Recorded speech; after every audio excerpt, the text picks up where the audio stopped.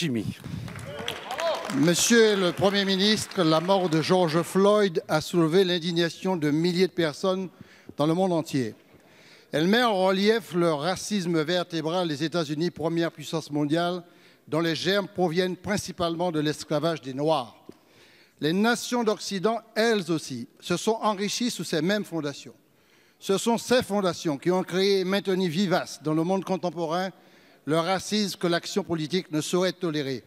Oui, contre toutes les violences raciales, la République se doit d'être exemplaire.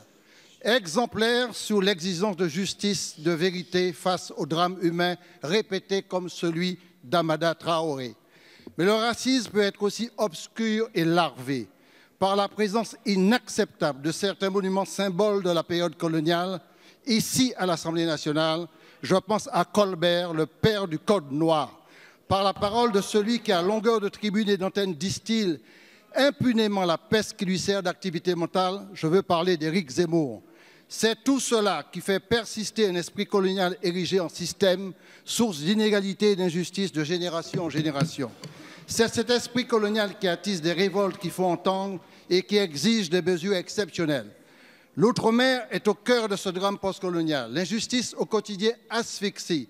Dans la dépendance structurelle, à la tête des administrations, dans l'économie, dans les niveaux d'équipement, de santé, d'éducation et de culture, dans le traitement des scandales comme ceux de la chlordécone et j'en passe. La vague planétaire qu'a suscité l'assassinat de Floyd montre que la dépréciation d'une minorité humaine ne sera plus acceptée.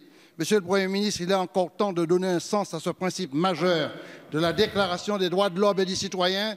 Les hommes naissent et demeurent libres et égaux en droit. C'est en mettant fin au racisme que nous pourrons dépasser les blessures de l'histoire, réparer les fractures du présent et regarder l'avenir en confiance.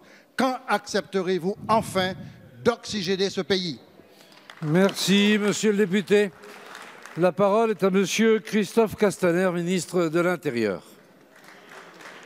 Merci, monsieur le président. Mesdames, messieurs les députés, monsieur le député Serge Letchimy, nous partageons une conviction. Le racisme constitue une plaie. Le racisme constitue une plaie ouverte dans notre pacte républicain. Le racisme n'est pas une opinion. Le racisme est un délit. Le racisme mérite la mobilisation de chacune et chacun d'entre nous constamment, parce que c'est une vigilance et c'est une lumière qui implique que nous protégions cette lumière. Le racisme doit se voir à l'aune de la réalité de nos territoires et en particulier en Outre-mer, et vous savez particulièrement pourquoi vous évoquez cela. Par rapport à cette histoire, mais c'est notre histoire, c'est l'histoire de la République française qui a ses parts de lumière extraordinaires, mais qui a aussi ses parts d'ombre, que nous devons, monsieur le député, vous avez raison, regarder en face.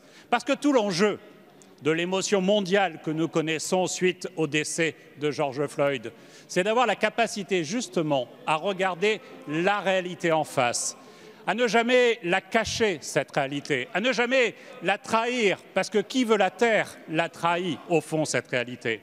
Et il y a notre histoire, il y a cette part de lumière, il y a cette part d'ombre.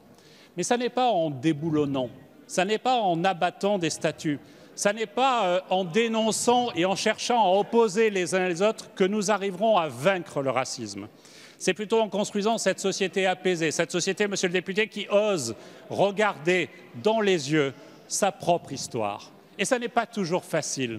Il a fallu, sur la Seconde Guerre mondiale, par exemple, que le temps passe et que l'âge des présidents le permette. Or, le racisme est quelque chose qui nous touche dans notre histoire, qui nous touche dans notre quotidien et pour lequel nous devons être totalement mobilisés. Et c'est le cas du plan d'action que le Premier ministre avait présenté en 2018 avec toute une série de mesures pour lutter contre la discrimination. Et c'est le cas, monsieur le député, du combat permanent que nous menons et que je mène.